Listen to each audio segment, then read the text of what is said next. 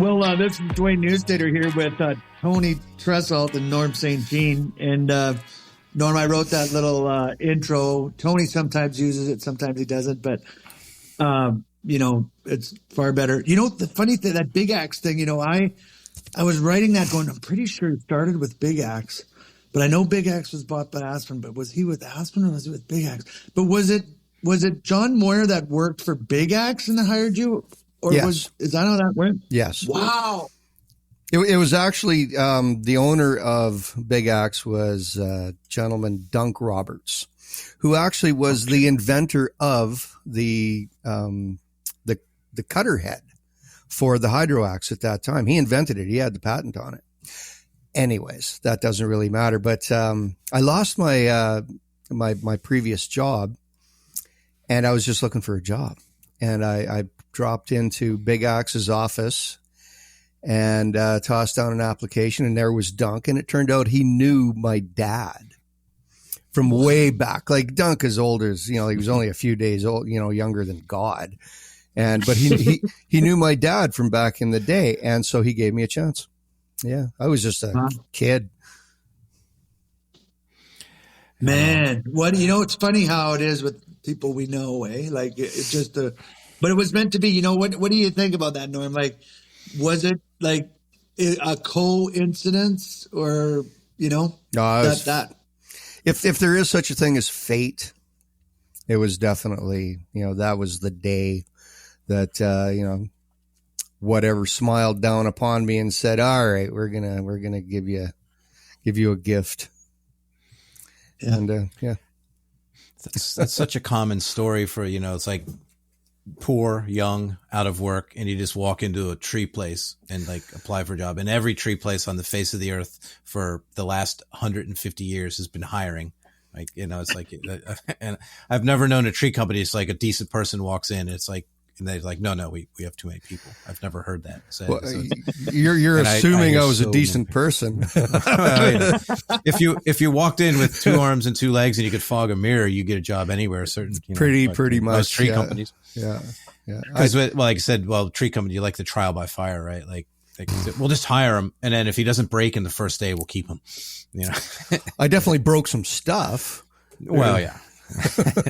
Yeah. I remember you talking about, like, did they start you on an axe? I started on a hydro axe.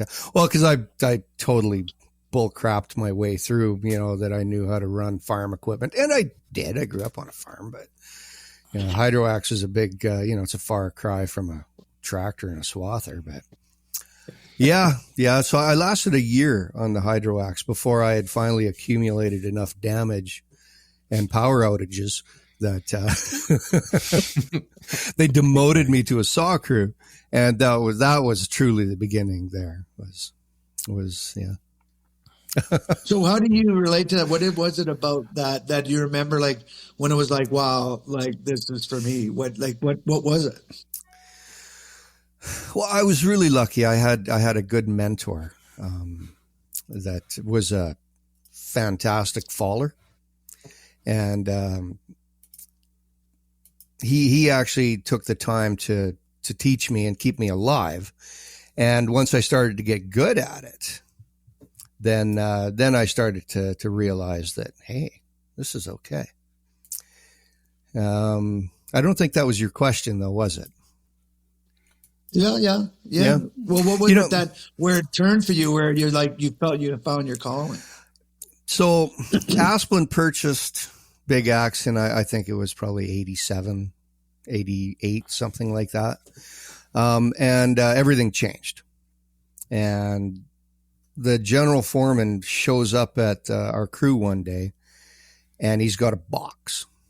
And in the box was a utility belt, a set of spurs, a hank of Arborplex, and an instruction sheet on how to tie a taut line hitch and crotch.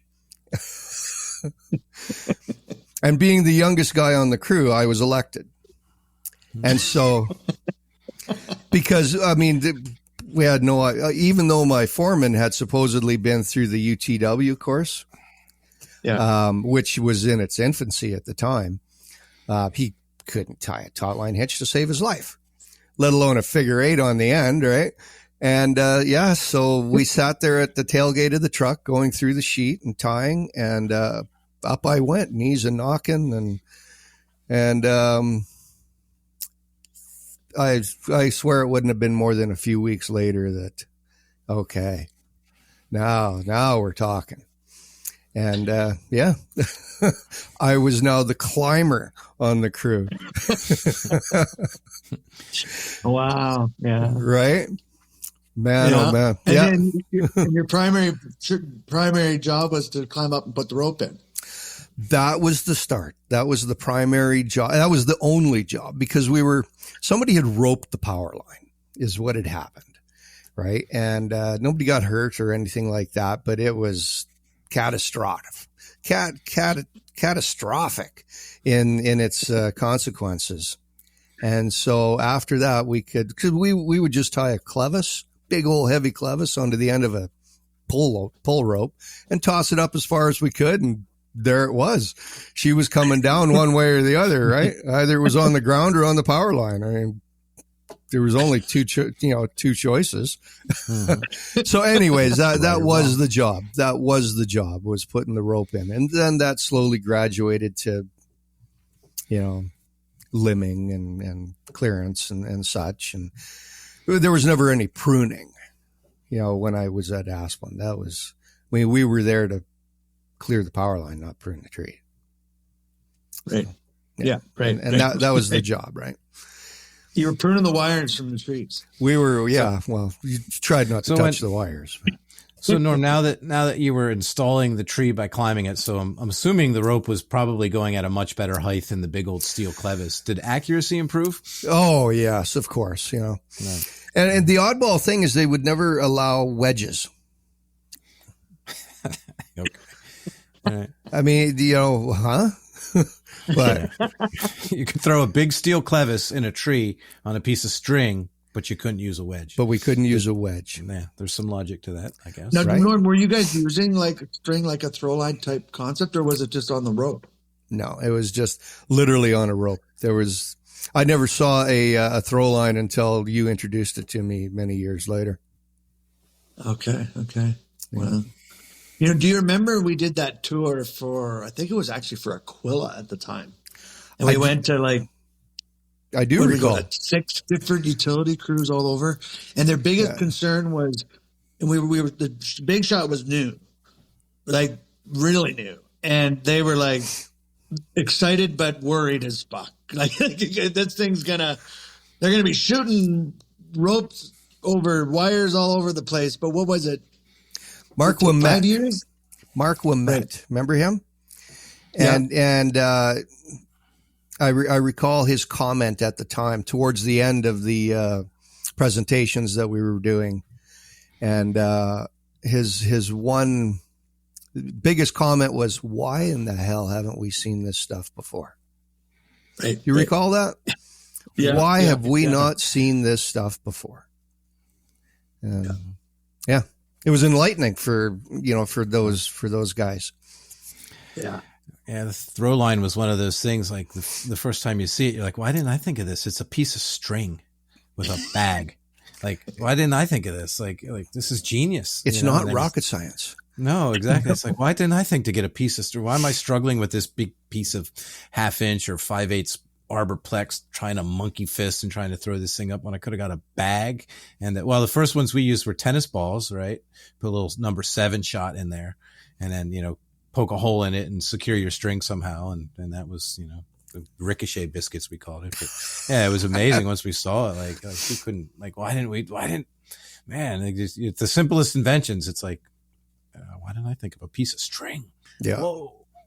Whoa. Yeah. When did we meet, Dwayne?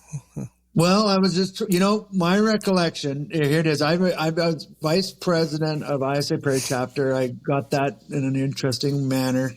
Being my college teacher, we were at a conference. My first time I competed, it would have been 89. And she said, when they didn't have a vice president. I said, I'll do it. Well, I didn't even say that. I just whispered to her, I was vice president of my high school. She's like, really? She raised her hand and said, I nominate Dwayne. So I became that. One of my jobs was recruiting. And I had recently moved to Edmonton. And, I took it seriously. So I actually had little business cards made. I was proud to be the president of our Prairie chapter. And at the time, back in the day, I don't know, Tony, you might remember this. You had to be vetted to be a member. Like you couldn't just sign up. Like it was a process, right? So I would just cold call people right out of the book, Yellow Pages, and introduce myself as Dwayne Here's the vice president of the Prairie chapter. And, you too could be a member if you meet the requirements. You sounded very official too. You did. And I would go meet people, and most people told me to F off, right? But you said, yeah, okay, I'll check this. I remember we met in the mall, like south end there by White Mud, and you were walking around all swarthy like, and I was like, holy crap. And you sat across, you were skeptical at best. But what happened is we chatted. I think we sat and had a coffee, in the food court, I think it was. And I said, well, let me show you some of the things we're doing, what we do, right? And I showed you, some cables, some braces, some cavity fills, and this and that. And you were like, yeah, this is, sounds interesting. And I think you signed up to be a member like soon after that. And that would have been our very first meeting, I think. Do you remember the job I showed you when you vetted me? It was a Brandon Elm. You showed me a bolt. You showed me a bolting job, right? Yeah, it was a Brandon Elm. It had fell apart in like multiple directions. But it was pretty small, so I was able to pull it all back together. Yeah. And I had like 5 bolts in the poor thing. It was just like this mishmash of iron, cables everywhere. I had no idea how to cable at the time, but I knew that cabling. And I showed you that. And okay, yeah. I was the third quote on the job, and the previous 2 had said, well, it'll be this much to remove it. And I said, well, hell, why don't we fix it? And that tree actually stood for, I finally removed it about 15 years later to make room for a deck. Yeah. So that was my very first real act as an arborist. Yeah. Obviously I'd been pruning and such and learning, all that sort of thing. My tree ID sucked, etc. But putting that tree back together was probably, that was a turning point. Well, I remember you were really proud of it. I remember you were hungry for learning how to do more of that kind of stuff. Like it was like you were looking for the pinnacle of tree care, right? Like you were all done with the utility smash and bash. It's like, I want to take care of really well. We sure foamed a lot of trees, man. You took through it. I know you did, but you took it right through to, how you probably were the most effective force against fire blight in the state of Edmonton for well over a decade. I really did pump out some strap. But you did it the way it needed to be done in order for it to be effective, and it worked, right? And I don't think anybody treats it properly, or maybe you can't use strep anymore. I don't even know, but it just doesn't get treated that way anymore. Well, there's probably the possibility that it was never actually registered for use in that way.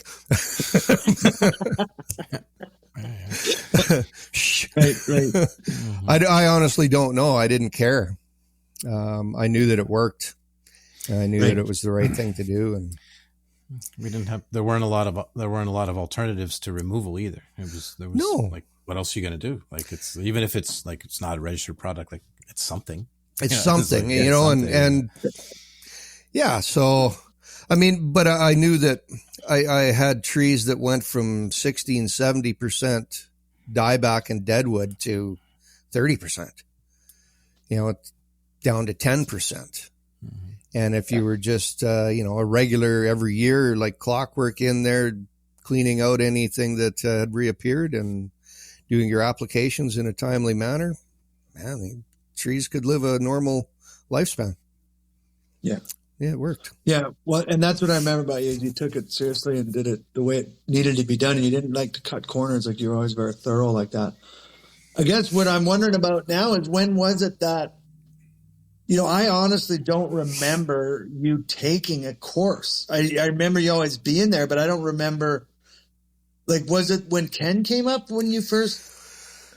I think I actually paid for maybe 2 courses, 3.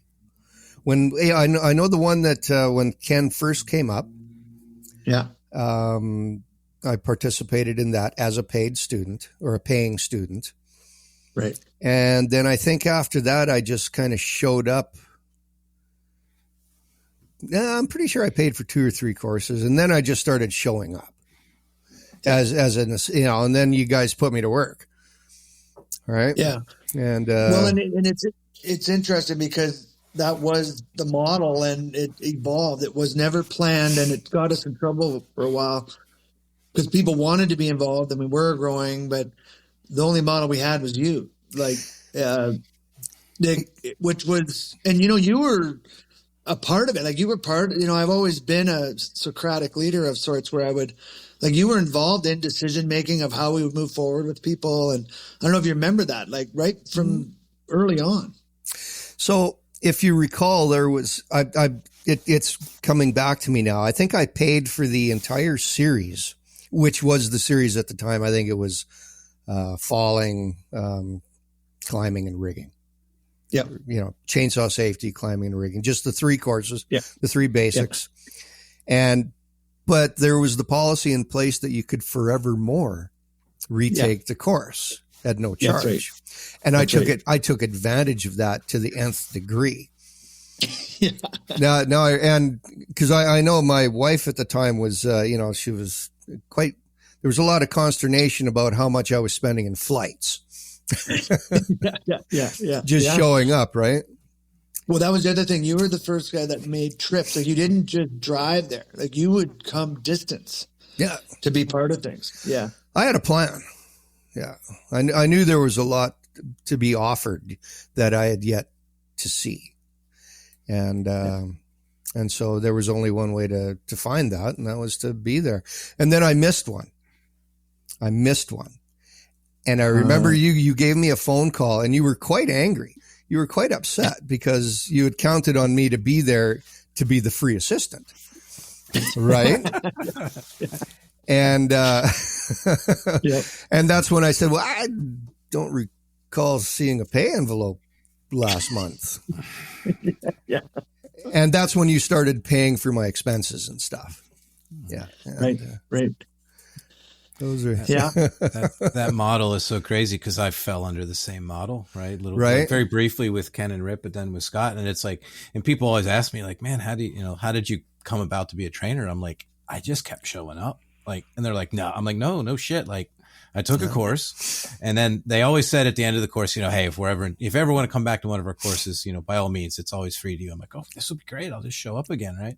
Because I missed so much first time around, and then I just kept showing up, and eventually, same thing. Put me to work. Like, so now I'm the guy in the tree I'm the crash test dummy, up there. Yep. And then after a while, and then you get to a point where it's like, well, you guilt them into getting a paycheck. Like, well, I keep showing up, but, like, well, okay. Well, but it was a crazy model, but it worked, right? It drew the right people to it.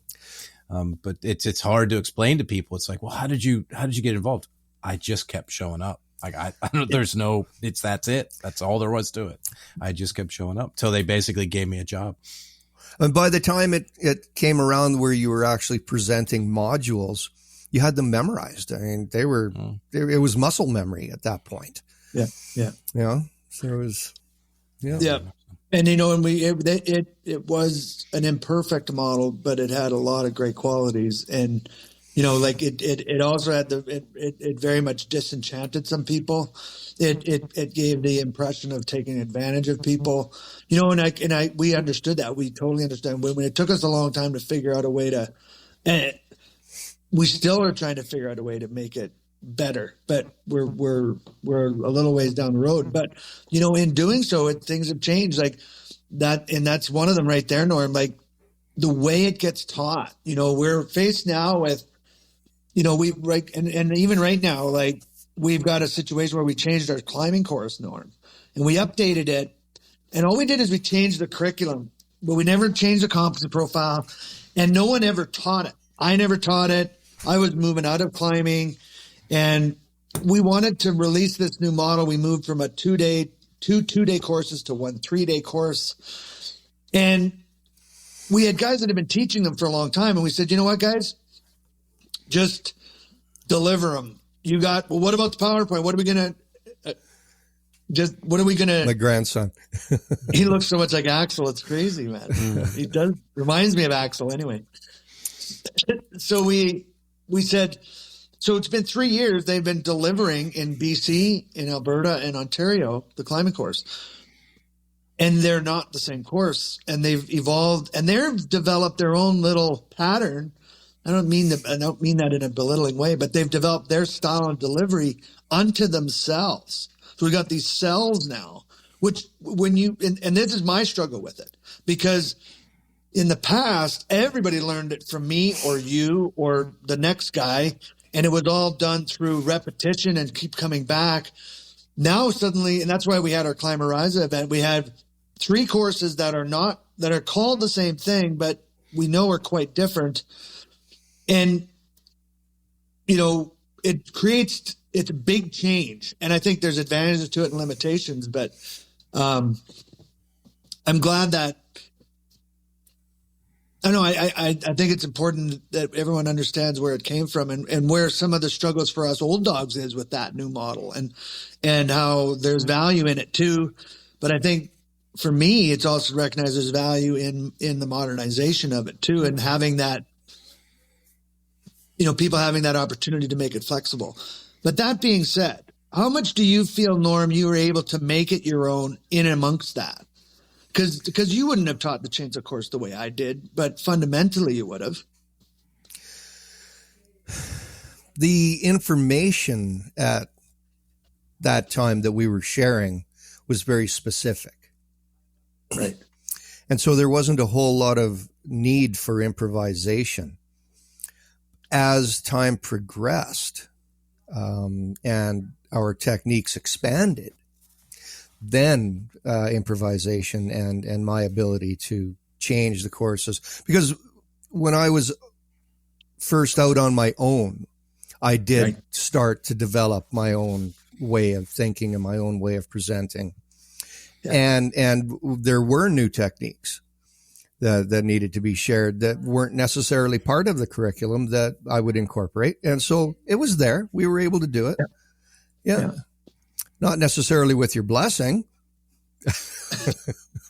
But I think that as time went by and we incorporated, things, and then we would be together again and present together again and share those things. I think that it was actually quite open.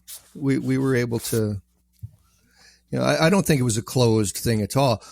Having said that, what you're referring to with the new climbing techniques and stuff, that's a whole new ballgame. I mean, I would never presume to be able to teach modern climbing. My goodness. I'm I'm still climbing on a canoe. Hey, that's pretty modern for some guy. Well, yeah, right. At least it's not a Tom and Hitch or a Blake's, right? Yeah, right. It is.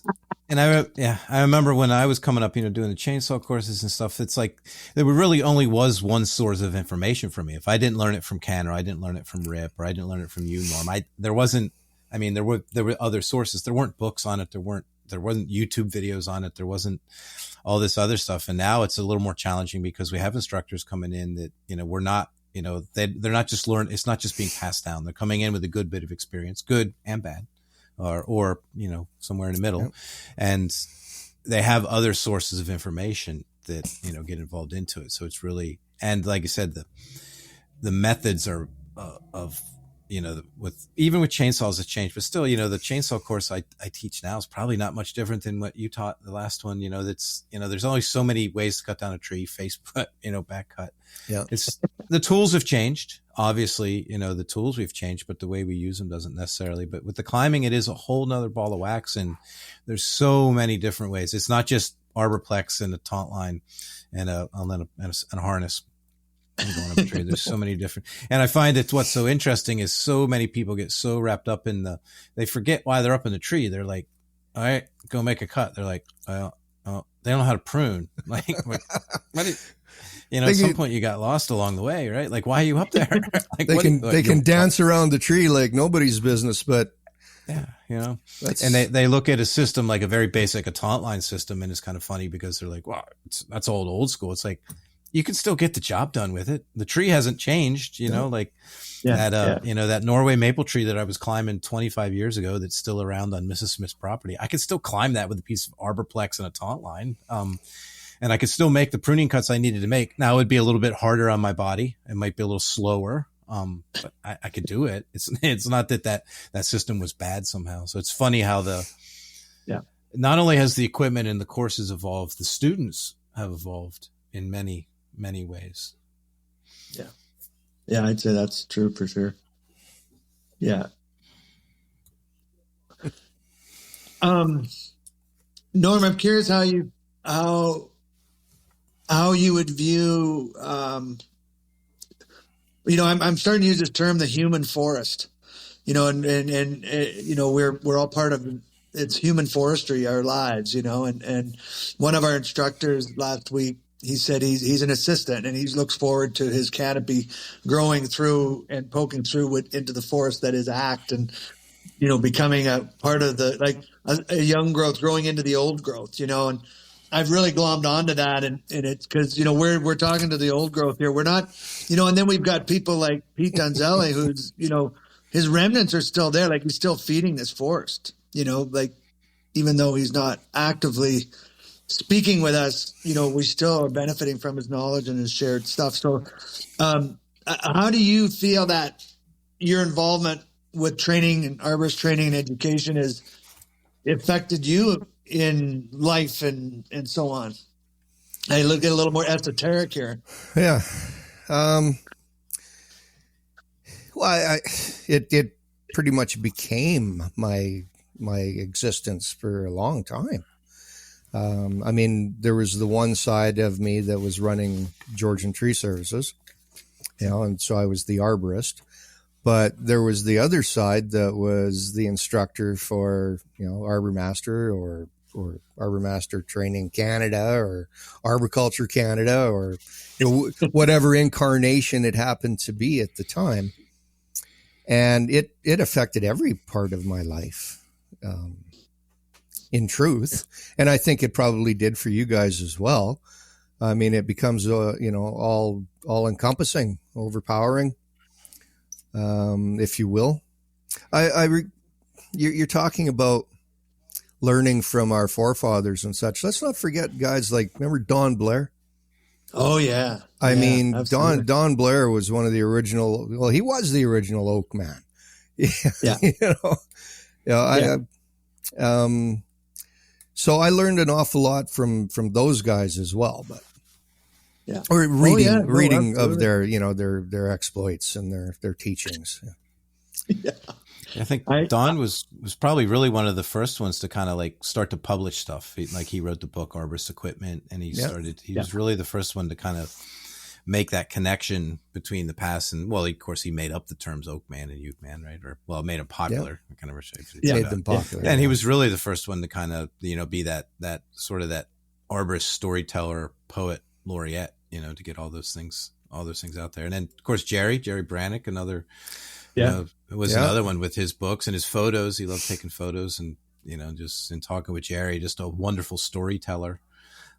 Really just, I think that's where I really started to appreciate the oral tradition of arboriculture, just in talking with Jerry and the stories he would tell and how they would four or five guys on a set of spikes and they all would basically be on the same lanyard trying to work up this old growth tree and they'd get about 60 feet up being going this might not have been the best idea because I'm not sure how we can get down, and I don't think we can go up anymore. Yeah, it was funny stuff. But yeah, let's take a picture. Yeah, exactly. Yeah, there's so much. I guess to use Dwayne's analogy, there's so much duff on the forest floor that whether they're still with us today or not. Like Peter's gone, of course, but Jerry's still around and Don's still around. They're still providing that input, back into the forest. There's still that growth there. But I think, Dwayne and I were talking about this earlier when we were talking about, why we wanted to start this podcast and why we wanted to have these conversations is I think that connection's getting broken a little bit. That water bond is getting broke between the guys that are shooting up through the canopy and starting to poke through, and they're kind of ignoring their root systems a little bit, and it's not their fault. No one told them they had a root system, no one told them that all that stuff's laying on the forest floor and it's all part of what they are. Yeah. Do you recall that train the trainer course and remember the original certifications that we did in Georgia? Oh yeah. I remember them well. I think back to that every now and again fondly, and the food and the camaraderie. Yep. And the original certifications that we did. Yep. That was a pretty big deal. Yeah, That's a big deal. The vulnerability as well was a big deal too, Norm. And you were put in charge of evaluating the chainsaw people. Well, in fact, Tony, I think you recently discussed this with me that I certified you. Yeah. Yeah, and that was like, holy shit, Norm's actually testing me. Mm-hmm. Yeah. I was like, okay, I guess. Wow. Okay. I hope I'm good. I don't, but those were, I just found remember the patches you had made, Dwayne, with the sticky patches, the stickers. I just found all of them in a bag, and they're all over the top of one of my coolers now. My little cooler that I travel around with, it's basically my refrigerator when I'm in my truck, and they're all there, with the abbreviations that I can never remember. And, right. But I have them all. Yeah, I want to resurrect that model. I think it was a good model with the Velcro patch, right? With the Velcro patch, right? These were just adhesive, but those were. Yeah, I think Norm did my chainsaw. I think Bruce did climbing. I think. But Norm, what I remember is you tested to a level that I was like, holy crap, and you were like relentless. You didn't waver. See, I always struggled with that. I struggle with. I don't want to hold people too accountable, even if I know they're wrong because I don't want to offend them, right? And I always admired that about yourself. You did nope, try it again. That's wrong. Just repeatedly. You were just, and people had to learn it with you, We were there for a specific reason. I believed in what we were doing there, and I mean we were creating something new, and it had to be done right. And by the end of it all, and I mean Thor was every bit as relentless in his was he doing tree hazard evaluations? Risk assessments, right? He was brutal, man. I remember going through his station. It was like, oh my God. I've been doing this stuff for like a decade, and you're making me feel like a child. And I feel like a child because you're like 6'8" and about 6'8" wide and 6'8" tall. You're just this huge. Like, Jesus Christ, I don't want to piss this guy off. He's going to squash me like a bug. Right. And by the way, Norm, Thor is on for tomorrow. We have Thor.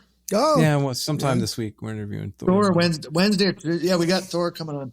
Yeah, he's agreed. He's looking forward to it. So, and by the way, of course, all those will be shared with you, so you'll be able to listen to Thor's interview and take it in. And I don't know if you'll find this, but I certainly have. Listening to my own, it's really bizarre. Because I've done one of these with Tony and Tim, another fellow you don't know, and a version of this. But I really enjoy listening to listening to your own conversation is different than being a part of it. But anyways, all of them that we do, you'll of course have access to and be able to listen to. So Johnny got John Ransom. I'm going to get on the docket. John, my baby. That's right. Yeah. Sugar Butterfly, sugar baby. baby. Correct. Yeah. So what all did we qualify in 2008? What all taught? We did chainsaw, we did climbing, we did Chainsaw, risk assessment, climbing, and rescue. Climbing and rescue. Because we felt those were the most pertinent. Right. We didn't feel that we could do climbing without rescue. So we didn't do rigging in 8, but we did rigging in 09. Right, because like in my brain they kind of blend together. I was trying to figure out which ones we did in 2008. But we did, or did we? We didn't do rigging in Georgia, I don't think, Norm, did we? No. No. I didn't think so. We realized it was one we needed to add, and I think we did. We must have done 5, or did we only do 3 in Georgia? Maybe. Anyways, yeah, doesn't matter. I don't. It doesn't matter, but yeah. Yeah. It was enough. I mean, it was a busy week. Yeah. Well, it's something we're going to be working towards. We need to revisit, and we're working with Tony on a new third party model, and your name's come up more than once. Of course, it'd be a paying gig, but I think it'd be great to have. You've been disconnected from the team long enough that you're not. I don't think you could be accused of company nepotism or biasness to a certain degree, where you could have that objective, and you always were good at it. But like to have you test all our guys now. What a cool thing that would be, just from a cool perspective, but also your knowledge didn't go away. You're not, and it's chainsaw, right? They're going to have to know their stuff. Well, it wasn't actually the first. If we really go back, and Andrew reminds me of this, the very first one was at Ken's house. And I think you were there, Norm. Yeah. Okay, sure. Yeah, I recall that. That was just before John competed, and I think the competitions were in Ontario that year, were they? And anyways, I built him that crazy, stupid, stiff. Yeah. Remember, he had a new technique for his footlock. He was going to push his hitch up, and I made him that hitch extension that was it was like a pointer. It was so stiff. A stiffy. It was the first stiffy. That's stiffy. Right. Yeah. And I mean, I put it together with a sledgehammer. I remember on the corner of Ken's house, he had this post, and I had the thing attached to this post with a couple of beaners, and I pounded that thing together like, wow. It was never coming apart.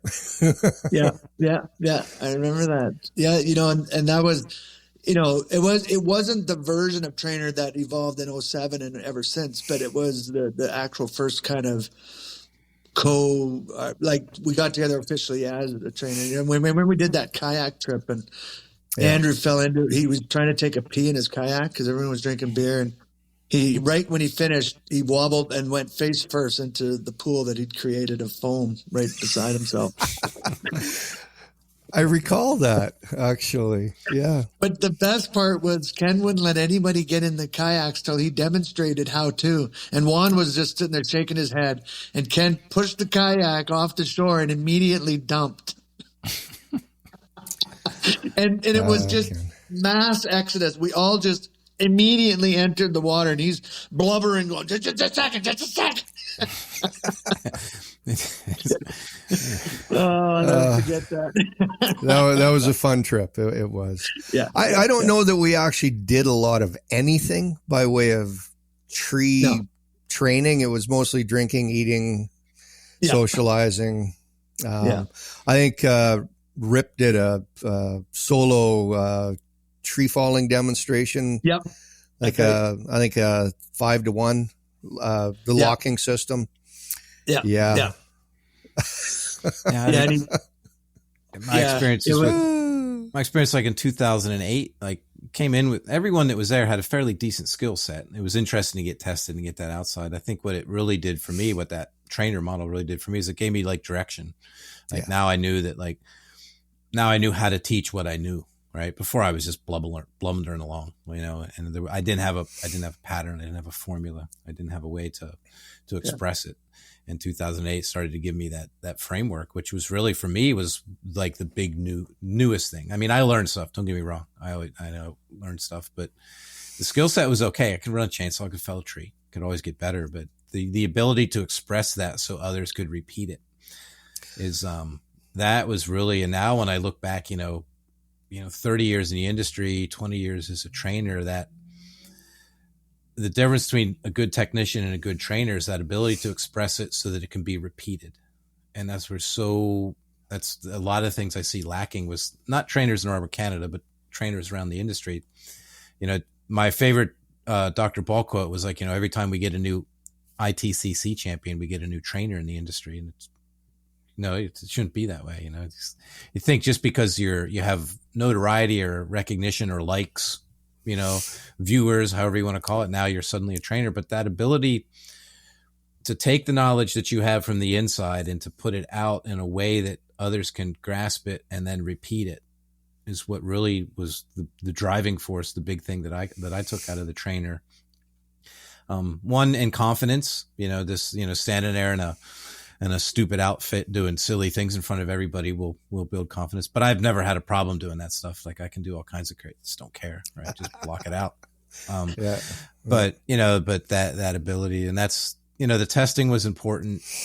I didn't realize how important until now, being involved back again with ArborCanada, understanding that, it's who, when a trainer stands up there and says, why are you teaching me? Why can't that guy teach me? I have good reasons for that. And that's what I got from, the trainer. I can express those things, and I didn't come up with that shit on my own. And that was probably the biggest takeaway from trainer for me, is it gave me that compass, like, okay, I enjoy doing this and I have a skill set. Now I know how to share it.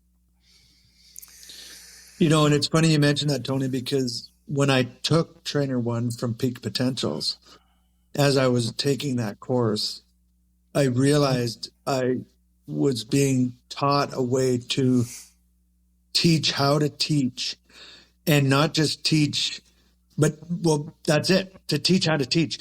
Like on the model that we had, that Norm you spoke of and that you were a part of, it was learning how to teach by watching and kind of almost parroting or mimicking, right? Like you said, muscle memory, which is effective. It's an apprenticeship type model, but it's very slow and difficult to duplicate.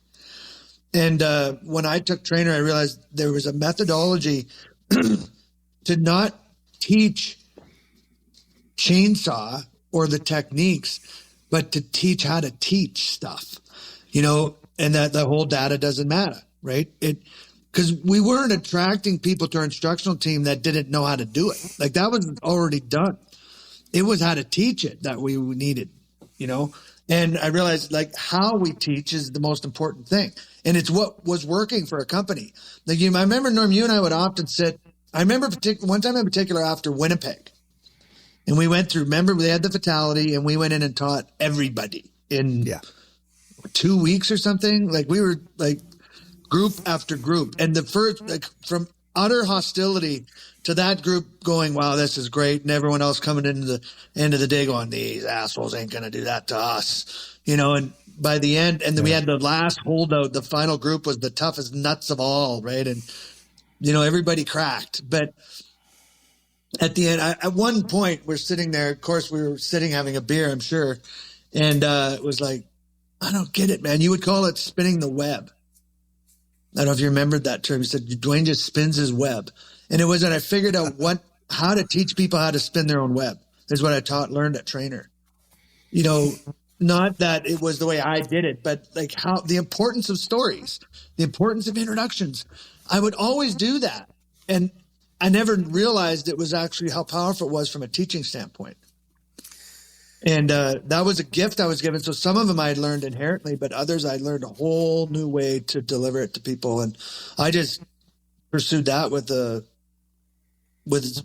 just abandon, like it went and full. It was always sincere and true. I could always say that my heart was fully vetted and in it. Like there was I was all in. I mean, it was a real transition. You have to keep in mind, I think, that the trainer part versus the student. I mean, and the original model of when you were training your upcoming trainers, you were actually taking students and turning them into trainers. And that was a completely different thing than taking people like Tony that already had the complete skill set and already, I mean, they were no longer students. These were people now that you were taking that had potentially done some training and teaching them how to teach. And so that's you were gifting a completely different skill set. I mean, does that make sense? Yeah, it does actually. It's very interesting. Oh, no, and absolutely. it makes some sense into some of the things I've experienced in the form of oddity or incongruency in the current model, because we have people that come as students, not only to the disciplines of arboriculture, but also in some ways to the disciplines of trainer, both, which creates a whole nother level of complexity, I guess. Yeah, it makes a lot of sense. I mean, did they say that, I mean, there is no better way to learn than to teach. Right. Right. But, I mean, the industry that we're in is such that, I mean, you really do need to be sure of your skill sets before you try, imparting them, because the consequences, are obvious, right? Right. Yeah. Yeah. Yeah. Yeah. And Okay. go ahead, Tony. No, I think that was sort of, like I said, the magic of the train the trainer module is we took it from that, just show up and learn it, apprentice style, which is, it works, and it gets on to really take it into something that was, repeatable, right? Because the best technicians aren't always the best trainers, and the best trainers aren't always the best technicians. Yeah, you have to have a certain skill set, and but I mean, it, in the end, it comes down to teaching people the principles so they can make their own choices. And I think that's where a lot of it gets diluted, with YouTube and other things. It's not, a lot of people out there calling themselves trainers or doing trainer, and they don't have a good fundamental skill set on how to teach other people. So they just tend to do what I was doing early in my career and just blather along. And luckily mostly what I said was right. But now there's so many options. It would be easy for me without that skill set from trainer to be wrong. Right. And that you can't overlook the amount of networking that trainer opened up as well too. Right. Just the people, right, for sure. Yeah. And just the experience level. So I mean, as instructors, we were imparting safety skills and productivity. Period. That's what we were there to do.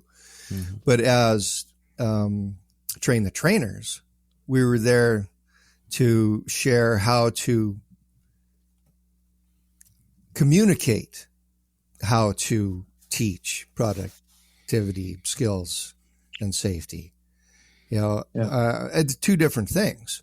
Mm-hmm. I mean, the assumption was that you already had the knowledge of the safety, skills, and productivity. But how do you impart that in a way that you can communicate to others, right, and repeat, right? So that's what I learned at the train the trainer events, and it served me well. And not just instructing, but when you took that home to your company, because I was also running a agricultural service at the time. I was able to actually use that because, I mean, I had guys like Frank Chips and Drummy and, working for me, and to be able to impart that to them, that was amazing. Yep. Yeah. Yeah. It was a era, for sure. When I was thinking about this interview with you, I thought about, the Don Blair harness that you had autographed from him that you always kept on the wall. Did that, is that around? It's in a box. Yeah. We're moving at the end of the month. And I still got it. Yeah. And the part that he autographed was actually a clip, remember one of those old leather, slide-ons that would go on, went onto a belt, and it had a brass clip on it. And he signed that, Euc Man. Euc Man turned oak. Yeah. Well, he always defined himself as a oak man with severe Euc tendencies. Yeah. Yeah.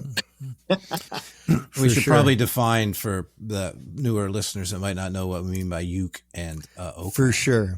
Right? Yeah. Cool. So an Euc Man is? Well, an Euc Man is the opposite of a Euc Man to start. Well, So the original Euc Man, like in California and such, with all the eucalyptus, they would just go up and hack them, cut the top off them puppies, and they would just become trees again. Repeat ad nauseum. And then along comes the Euc Man, who goes up into the oak with a pair of secateurs. I mean, who carries a pair of secateurs in a tree? Right. And, you carefully prune out the dead wood and such.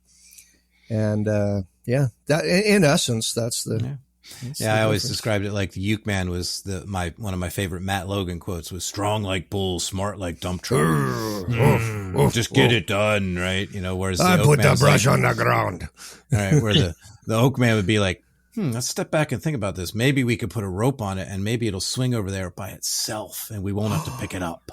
Right. So when you have John Blair would talk about the Euc Man would have, his chipper would have parts attached with baler twine. The signs would be removable for emergency situations. He'd have cigarettes rolled up in his T-shirt, and there would always be remnants of breakfast, lunch, and beer somewhere on his person, on his clothing. And his hair was, cut infrequently and usually bearded. Whereas an Euc Man was clean shaven, in a uniform, clean, pressed. The trucks were clean. Well, that was the other thing. The Euc Man's trucks weren't clean. The trucks were clean, signed, logoed, in good working order. The chippers had paint on them. And their ropes, had tags. And less than 25% damage. Well, and they had ropes. Euc Man had ropes. They had Euc Man ropes. often just had rope. Yeah. Yeah. The lanyard. Rope. Had rope. Well, I need the rigging line. I can't. I'm climbing on it right now. Yeah, right. It's like, hand me a wrench. What size? Doesn't matter. I'm going to use it as a hammer anyway. Yeah. Yeah. I wonder if Don, he probably would be happy to do an interview. It would be very entertaining. Oh, absolutely. Oh, for sure. Yeah. Okay. Yeah. I mean, the guy just, it really, I've always, that'd be something worth asking him. I don't know what, and that's something I appreciate you, Norm, talking about, Ken, Rip, and all the days, because they're all part of our force. And, I think I've always been a little uncomfortable.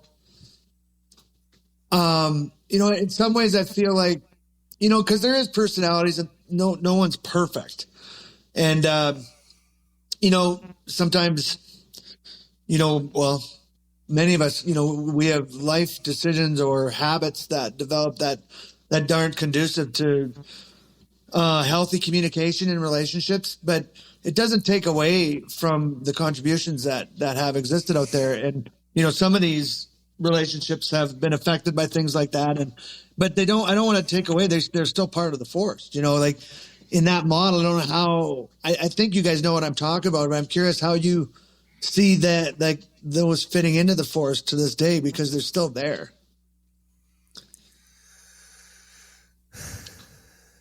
Well, you're delving into topics there that could go awfully deep. I know. That's a forest is. We're going into the thicker part of the old growth. Yeah, the old duff is getting a little deeper there. That has always been part of the industry. It'll always be part of the industry.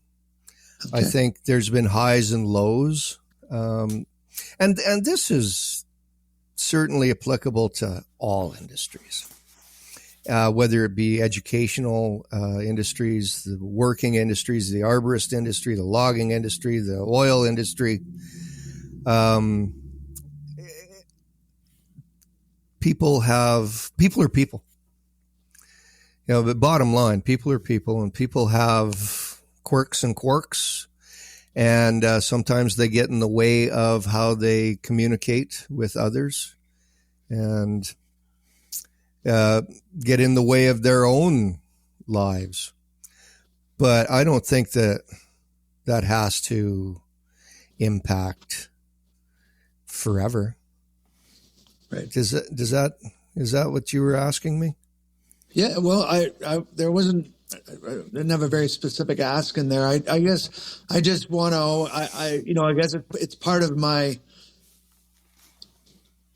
inherent character defect and or attribute, which could be both, a double-edged sword of, I really like everyone to get along and be connected. I feel better that way. I don't have to have it nowadays, which is a good thing because it caused a lot of trouble for me. Like I would let the frustration or even pain of that affect me more than it should. Now it still does, but I can put it into perspective. So, because I think sometimes, those pains or those differences that you spoke of, Norm, like they can cause us not to honor the truth of what was there, and the learnings that did take place. Like, I think about, there's certain parts of me as a trainer that were gifted by whatever entity exists. You can call it the Great Spirit, the Creator, God, Allah, whatever you want. But there's something that gave it to me that, maybe my birth father had it too, but then there was parts of it that were nurtured and honed or were sharpened by interactions with others. And my first person that really mentored me in that way was Ken. Like, there's just no question. And I have to recognize that. Like, and it'd be a disservice for me to not realize how my roots and my canopy was benefited from being connected to his forest or him being part of my forest. And I don't go to that part of the forest as often, but it's still there. I still draw on those experiences and those learnings, and they were part of what brought it to what it is. So just simply to just pay honor to that, or if, and how you guys feel about that, I guess was kind of my question. And I think you answered it in a way for sure. You did have another mentor. I mean, don't forget when you were in Calgary, and when you were learning your skill set. Yeah. I mean, Rob definitely took you to a new level, you know. Great point. And that's exactly what I mean. And I'm really glad you brought that up as well. I brought Rob up because, it's really funny because Rob taught me to hate Shigo. And that's one of the things he taught me. And it wasn't because he meant to do that. He had a disagreement. That was him. It was personal. But I was such a zealot and impressionable that I literally ended up apologizing to Alex for what I used to think about him because of what Rob told me. But that doesn't mean everything that Rob taught me wasn't good. And I'm sorry to bring that one up. It was just the first one that brought it into my mind or popped into my mind. But there was lots of great things I learned from Rob. Like how to, I think, correctly bolt and install bolts. I really have to credit to Rob, which I don't bolt anymore. I don't believe in it as much as I used to because of learning other things. But he was a good teacher and he was good at explaining things, and I learned that from him. Absolutely, friggin' literally I did it. And there's remnants of my connections to him. And, by the way, Rob and I visit quite at length these days when I go stopping at a store. Is that right? Yeah. Oh yeah. Yeah. Yeah. We're, it hasn't changed a whole lot. Like he's mellowed a bit and but it's good. I still appreciate him. I still do appreciate him. And, I have quite a bit of interaction. Well, frequent. And I always go buy stuff from him, right? I just figure I got to buy stuff from him. Well, that's always been key with Rob. But Tony, he really, oh, go ahead. I said just one more thing about Rob is he really did open your horizons. Yeah. I mean, when it came to developing the skill sets that you took into life, in the arboricultural world that led you into training. Because I honestly think that without those, you probably never would have found training. Yeah, it could be. Yeah. And I think of Anita Chill. Yeah, no, you're absolutely right. And that's a good point. And that's exactly, and I don't want to be, I don't want to forget that legacy either, because I do firmly believe we just stand on the shoulders of those that have gone before. Like, they're so much a part of, and they deserve that I guess, respect and recognition, because it's the truth, you know? Sure. And you need to, my journey recently, like, truth is a pretty important part of it. And being true to yourself and true about what is in your life that's a big step, or was for me, to really, really know yourself and where you've come from, and accept it at face value for what it is, not judge it, it is what it is. And it's a part, and that's an example, and it's just the truth. He did play a major role, as did others. So thank you for that. How about you, Tony? Where'd you start? Where did I start with tree work? Oh, I was born into this, right? My dad started doing tree work the year I was born, so I grew up with it, and I never wanted to be an arborist. I couldn't get far enough away from it. But it fell back into it, and it, my involvement started back in, I grew up with it. I knew what tree work was, but then I didn't want to do it. So when I graduated high school, I got it out of New Holland, Pennsylvania, as fast as I could. But then I stumbled back in 5-6 years later, and my oldest brother just started a tree company. Imagine that. He and another friend of his, Pete, who then became a good friend of mine, would pick up truck, pole saws, the classic thing. And, I think the first time I started working for them was they needed help doing traffic control. So I was a guy with the sign, and it was literally this time of year. It was like a week and a half before Christmas, and they're blocking this big 2-lane road, and like people are throwing things at me, and they're cussing and they're swearing. And I'm like, I'm never doing this again. And I didn't actually get paid in cash. The way I got paid was, we went to the strip club that night. My brother paid the cover charge, and it was a BYOB strip club. So he brought in the cooler of beer too. That's how I got paid. And so I just fell back into it. And it's funny when you look, what Dwayne was talking about in those, it's, I think I stuck with tree work. I always liked the work. Don't get me wrong. I always found the work to be challenging, intellectually, physically. I liked going home at the end of the day, tired from having worked hard. But I think it was really the people, that the community that kept me involved in it. Cause I look back through my own personal journey now, that's what I was looking for. I was looking for that tribe or that family, and arboriculture gave it to me. And, and it took me, I struggled with the same thing. Like, you look back, and I think as humans, we tend to want to see the negative over the positive, and we often forget the people that influenced us. We only remember the negative. We don't remember the good. And it's not fair to them, and it's not fair to us to do that, because, one of the biggest lessons I've learned in the last 5 to 10 years is we're under no obligation to be who we were 5 minutes ago. And I think it's a lesson from the forest too, right? Like, forest doesn't care if the tree grows and dies. It does what it needs to do, and it moves forward. And while that tree was alive, it was fine. And now that it's gone or not part, it's still adding into it. So still serving a purpose, Yep. And to see that and to understand those. And I think to give yourself that, that conscious emotional latitude to, not everybody has been in my life is still in my life. And that's a good thing, because it would be damn full. I don't got much time, but it's okay to leave those things behind and take the best part of what they were and to move forward.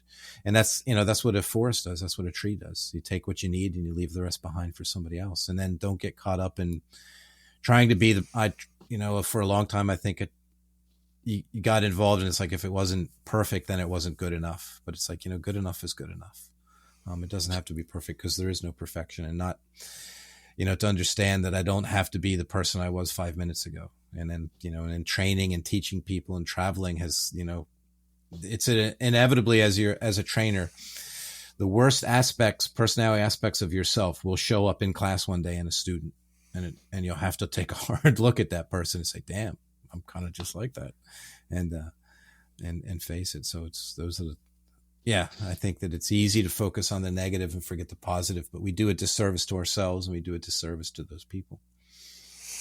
It's interesting. Trees don't heal, they seal. And, in some ways, I think we are like that too, as people, and not to ignore or hide from the hardships or the wounds, but to compartmentalize them, and they become part of our being. In some ways they can become a home for something else, or that cavity that exists can become a place of understanding and comfort that we have for someone else, because we've been through that injury. and we survived it, and we created wound wood that now we're as strong as we were before it occurred, which is the whole purpose of wound wood. But we still bear that scar, and that is our gift, that the raccoon now can live in it, which, is the person that's struggling with the same injury, or they're in the middle of that wound, and we know there's light and there's comfort in there, and it can become that for them, and we can be that inspiration. That's, an example I think trees give us. And sometimes, maybe the wound is too great and the tree does fall. I like your analogy there, Tony. It isn't a judgment, right? But they're not gone. They're not forgotten. They're still contributing, and their legacy lives on through providing Pete's fatality. Look what has been garnered in the industry as a result of his fatality. It's probably the most talked about, researched, and learned from fatality there ever has been, I dare say. And, even though his tree has fallen, it still continues to feed us, as a human forest, as in the industry of arboriculture. So, and another interesting thing is, I think a tree would definitely, or the forest illustrates this too as well. Like, it's not always sunshine and roses. There's drought, there's storms, there's hurricanes, there's tornadoes that wreak holy freaking havoc. And they grow on, they have to go through it. And it's part of what, flexure wood, what you create taper by being pushed to the limit. Life isn't, if it was always perfect, they wouldn't stand, they just wouldn't be able to resist anything then. And that's life too. You have to be able to endure and be an example of that. The resiliency, I think that, we talked about at the climbing course, Tony, So, yeah. You're referring to the resiliency of humans, trees. I recall, back in the day when we were full-time, or when I was full-time, let's say, I recall the camaraderie, of the instructor community, and how we would share our weaknesses and our strengths, and how we would support each other. Yeah. And for me, that was probably one of the biggest takeaways I ever had from that community, was the ability to garner strength from my brothers and sisters in arms, as it were. And that was a good thing. Yeah. Yeah. So I agree. I think we still have a quality of that in the organization. And, it's ironic because we're nearing the end of our time. We usually try to keep it around an hour. And that's exactly what I was hoping to try to help stimulate, in these discussions, is so that others can connect and get to know you in a way that just would be very difficult to do, even if we were to get together in person. Like we've talked about a lot of really cool stuff here, and there's more for sure. And but what a great way for people to connect and learn from some of the things you experienced. And I hope that this venue can continue to allow others to benefit from each other and share and like you said, just like you put it, it was perfect. And I hope that can happen. There's room for the new generation of trainers to learn from the old dogs, for sure. And there's room for the old dogs to learn from the new. Yeah, most assuredly, it's reciprocal, certainly. Yeah. No, absolutely. Learn how to, I look at the way my daughter's 18, and I look at the way that she moves through life and work, and how much she's not consumed by it. She enjoys what she does, and she's passionate about it, but it's not like, if I'm not spending 60 hours a week working, I'm somehow failing. She's like, no, I'm going to work 35 hours a week, go to class, and then spend some time with my friends. And that's a lesson I never had. You know, my father's example was, Tony, if you're not working as hard as you possibly can and falling asleep into mashed potatoes, you're somehow not right. You know, it's like you're not working hard enough. Yeah. And I think that, you know, like I said, that's a great example. Sure. You know, we've been around a while. We have some stuff to show, but I have a lot to learn from a new way of looking at it, right? To understand, because it's easy to forget what it's like when you're a sapling. You know, it's easy to forget what it's like when you're in the shade of others. And then it's easy to get burned by the sun when you've been up at the top of the canopy so long. Be like, damn, like, you know, just you get set in your ways. You know, you put on that taper wood and you can't bend anymore, but you still got to bend because the wind blows from all directions, you know. You have to be flexible. Mm-hmm. It's the unknown force of the wind that we all have to face, these unknown situations that we cannot predict, no matter how hard we worry, and we can't prevent, no matter how hard we try, you know, and then we have to be able to walk through them. And it really helps when you have people you can count on when those things occur, you know, and I think that's a real strong quality of the human force and the team that, you know, we like to call ArborCanada, and all the Arbor Canadians make up a pretty cool little forest. Yep.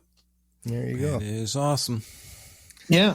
Well, that sounds like a nice little segue. I'd really, you know, I was talking earlier with Tony, Norm, it just feel really grateful and thankful that, you know, yourself, Thor, like everyone I've asked is like, yeah, sounds cool. You know, what are we going to talk about? Was there questions? And it's like, well, you know, it's just a conversation, and they always seem to go just as how they were supposed to go, I think. So thank you so much for doing this. And it was just great for me anyway. I'm honored. Really. It's been nice to walk down memory lane a bit.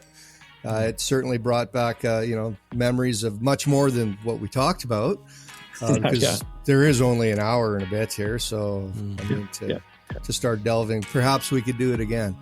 And you know, I would count on it. We don't have rules here. We can have guests on as many times as we like. For sure. We're operating totally free form here. There's so many good memories to delve into.